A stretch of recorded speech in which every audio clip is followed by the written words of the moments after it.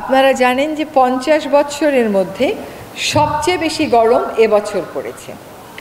এবার যে বন্যা হয়েছে এই রকম মাত্রার বন্যা ওইসব এলাকার মানুষ কখনো দেখেনি। এটার একটা বড় কারণ হচ্ছে পৃথিবীর জলবায়ু পরিবর্তিত হয়ে যাচ্ছে, এবং তার একটা বড় কারণ হচ্ছে জীবাশ্ম জ্বালানি পোড়ানো, অর্থাৎ কয়লা, গ্যাস এবং তেল মাটির নিচ থেকে তোলা, এবং এইগুলো প্রসেস করে এই যে আমাদের বিদ্যুতের সরবরাহ দেয়া। তাহলে কি কয়লা, গ্যাস আর তেল আমরা তুলব না? এর কি কোনো বিকল্প আছে? পাল্টা প্রশ্ন হচ্ছে, কয়লা, তেল আর গ্যাস একটা সময় তো আর পৃথিবীতে থাকবে না। যেমন বাংলাদেশই এখন গ্যাসের মজুদ খুঁজে পাচ্ছে না, নতুন গ্যাসের মজুদ। তখন তাহলে বাংলাদেশ কি করবে?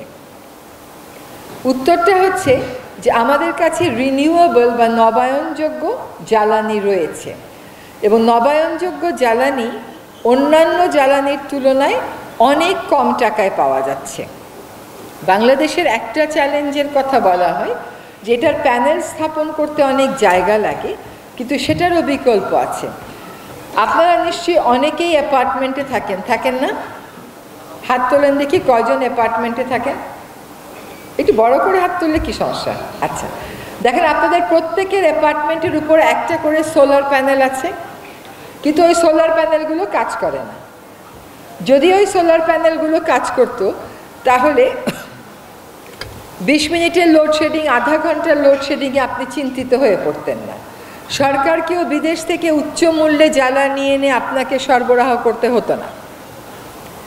আমাদের দেশে সৌর বিদ্যুৎ এবং খানিকটা বায়ু বিদ্যুতের অনেক বড় সম্ভাবনা আছে, যেটা আমরা খতিয়ে দেখছি না।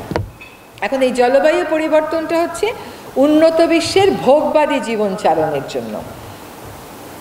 এটা তারা ফরাসি শিল্প বিপ্লবের পর থেকে শুরু করেছে। এই জন্যই পৃথিবীতে green house gas, carbon die oxide এবং আরও 6টা গ্যাসের পরিমাণ বেড়ে গেছে। যে 6টা গ্যাসের বৈশিষ্ট্য হচ্ছে ওরা পৃথিবী থেকে তাপটাকে বেরোতে দেয় না, ট্র্যাপ করে রাখে, ফলে পৃথিবী উত্তপ্ত হচ্ছে। এর জন্য 2050 সাল নাগাদ অনেক প্রাণ পৃথিবী থেকে, শুধু মানুষের প্রাণ না, জীববৈচিত্র্য হারিয়ে যাবে।